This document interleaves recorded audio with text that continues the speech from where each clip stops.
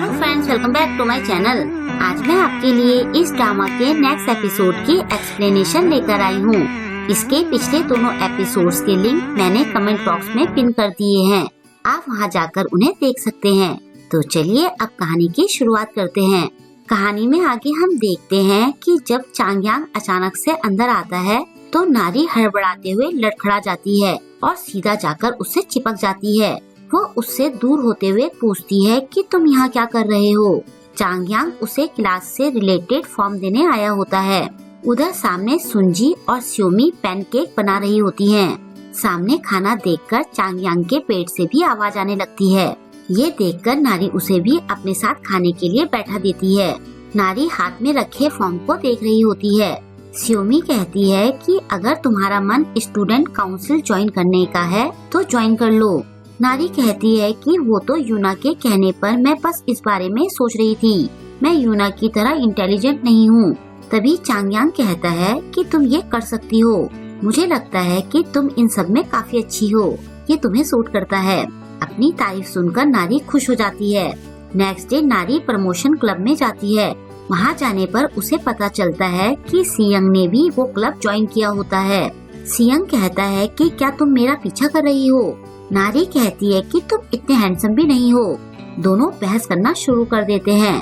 फिर नारी अपनी सीट पर जाकर बैठ जाती है। थोड़ी देर बाद वहाँ 3 लड़कियाँ आती है, जिनमें से एक को देखकर नारी चौंक जाती है। वो लड़की नारी से नजरें छुपाते हुए सीट पर बैठ जाती है। पीछे से नारी उसे पहचानने की कोशिश करने लगती है। वो उसे यूरिम कहकर बुलाती है। यूरिम मुड़कर उसे चुप रहने का इशारा करती है। उसके ऐसा करने से नारी थोड़ा कंफ्यूज हो जाती है। क्लास खत्म होने के बाद नारी यूरिम को रोकती है। यूरिम अपनी फ्रेंड्स को आगे जाने के लिए कहती है। थोड़ी देर बाद वो दोनों बाहर खड़ी होती है। नारी कहती है कि क्या तुमने मुझे पहचाना नहीं, तुम मेरे चाचा की बेटी हो, मेरे पापा बेकरी चलाते हैं। यूरिम कहती है कि मैंने तुम्हें पहचान लिया था। नारी कहती है कि मुझे लगा तुम मुझे भूल गई हो, तुम तो बाहर पढ़ रही थी ना। यूरिम कहती है कि अब मैं यहाँ आ गई हूँ। फिर नारी उसे पेरेंट्स के बारे में पूछने लगती है। यूरिम उसकी बात को बीच में काटते हुए कहती है कि मैं नहीं चाहती कि स्कूल में किसी को ये पता चले कि हम कजिन हैं। नारी पूछती है कि तुम ऐसा क्यों कह रही हो।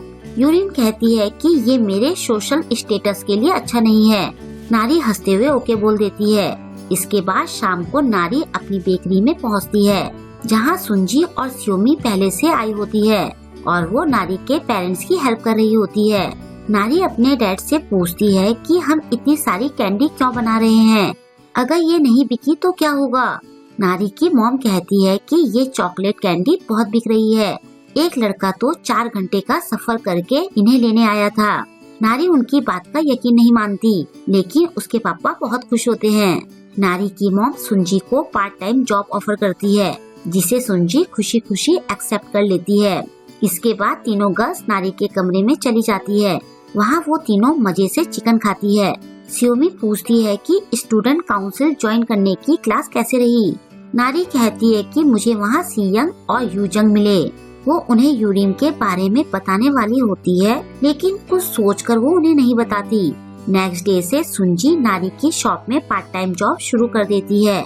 नारी और स्योमी साइड में बैठकर उसे देख रही होती है, क्योंकि उन दोनों को सुंजी को लेकर टेंशन हो रही होती है कि क्या वो ढंग से काम कर भी पाएगी या नहीं।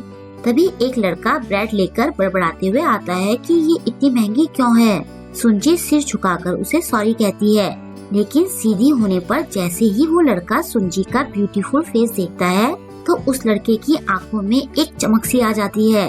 वो मुस्कुराते हुए पेमेंट के लिए अपना कार्ड सुंजी को दे देता है। अगले दिन बेकरी के बाहर लोगों की लाइन लगी होती है। सियंग फ्लायर पढ़ते हुए सीधा अंदर जाने लगता है। तभी एक अंकल उसे पकड़ते हुए पीछे खींचकर कहते हैं कि लाइन मत काटो। तब जाकर सियंग का ध्यान लाइन पर जाता है। वो सबसे माफी मांगता है। अंदर भी लोगों की भीड़ लगी होती है। नारी स्योमी से कहती है कि हम फालतू में ही टेंशन ले रहे थे। स्कूल में सुंजी नारी से कहती है कि क्या मैं तुम्हारी शॉप में लाइफ टाइम के लिए काम कर सकती हूँ। मुझे रोज इतनी टेस्टी पेस्ट्री खाने के लिए मिल रही है, मैं बहुत खुश हूँ। नारी कहती है कि तुम रोज 5 पेस्ट्री ले सकती हो, तुम्हारी वजह से हमारी सेल 300% बढ़ गई है। मेरे पापा बहुत खुश हैं। तभी पीछे से दो लड़के सांहो को पुश करते हुए नारी के पास लाते हैं। उसके हाथ में एक गिफ्ट रहता है। सांहो के बुलाने पर नारी पूछती है कि क्या हुआ। वो कहता है कि मुझे एक हेल्प चाहिए और ऐसा कहकर वो गिफ्ट नारी को देते हुए कहता है कि इसे ले लो। ये सुनकर सब चौंक जाते हैं। चांगयान के मुंह से तो बंद छूट जाता है। बाद में सांहो नारी को बताता है कि वो चाहता है कि नारी ये गिफ्ट यूजंग को दे। नारी उसे खुद ये गिफ्ट देने को कहती है। सांहो उससे हाथ जोड़कर रिक्वेस्ट करता है। नारी उसे समझाते हुए कहती है कि तुम्हें ये गिफ्ट खुद देना चाहिए वरना बात नहीं बनेगी। सांहो कहता है मैं जानता हूँ कि यूजंग मेरे जैसे लड़के को कभी पसंद नहीं करेगी। मैं ये उसका बॉयफ्रेंड बनने के लिए नहीं कर रहा हूँ। मैं बस उसे ये गिफ्ट देना चाहता हूँ जो मैंने अपने हाथों से बनाया है। नारी चाहकर वो गिफ्ट यूजंग को देकर कहती है कि सांहो ने ये गिफ्ट तुम्हारे लिए दिया है। साइड से सियंग यूजंग से कहता है कि तुम तो काफी पॉपुलर हो, लेकिन यूजंग वो गिफ्ट ले जाकर कचरे में डाल देती है। नारी कहती है कि तुम इसे कचरे में क्यों फेंक रही हो। यूजंग कहती है कि कचरे को कचरे में ही फेंकते हैं और उसे कह देना कि फिर मुझे कोई गिफ्ट न दे। नारी कहती है कि उसने बड़े प्यार से अपने हाथों से इन्हें बनाया था। क्लास खत्म होने के बाद नारी दोबारा कचरे के डब्बे के पास जाती है, लेकिन उससे पहले ही सियंग गिफ्ट उठाकर कहता है कि ये तो गंदा हो गया है, तुम्हें इसे धोकर वापस करना चाहिए। नारी उसे थैंक्स कहकर बाहर चली जाती है। सियंग उसके पीछे जाकर उसे यूजंग की तरफ से सॉरी कहता है। नारी कहती है कि कोई बात नहीं, वैसे भी तुमने इसे कचरे में नहीं फेंका। दोनों बात करते हुए आगे जाने लगते हैं। तभी पीछे से सांगो आकर नारी को बुलाता है। उसे देखकर नारी हड़बड़ाते हुए कहती है कि अब मैं क्या करूं? सियंग कहता है कि क्या मैं इसे लेकर भाग जाऊं?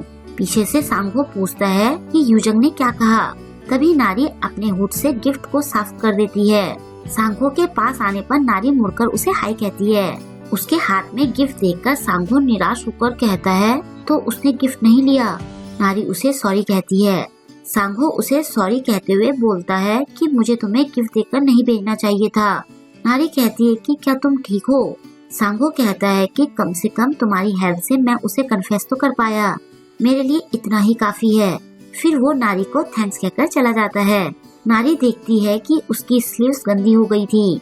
सियंग पूछता है कि क्या तुम ठीक हो? नारी कहती है कि मैं इसे घर पर धो लूंगी। सियंग पूछता है कि तुमने उसे सच क्यों नहीं बताया? नारी कहती है कि सच जानकर उसे और भी बुरा लगता। सियंग उसे रोककर कहता है कि अगर तुम्हारे पास टाइम है तो हम तुम्हारा हुड अभी धो सकते हैं। इसके बाद वो दोनों एक शॉप में नारी का हुड वॉशिंग मशीन में धो रहे होते हैं। दोनों बैठकर बातें करने लगते हैं। सियंग देखता है कि नारी को ठंड लग रही होती है तो वो उसे अपना हुडी पहनने के लिए दे देता है। नारी उसे आज के लिए थैंक्स बोलते हुए कहती है कि वैसे तुम्हें इन सब में पड़ने की जरूरत नहीं थी।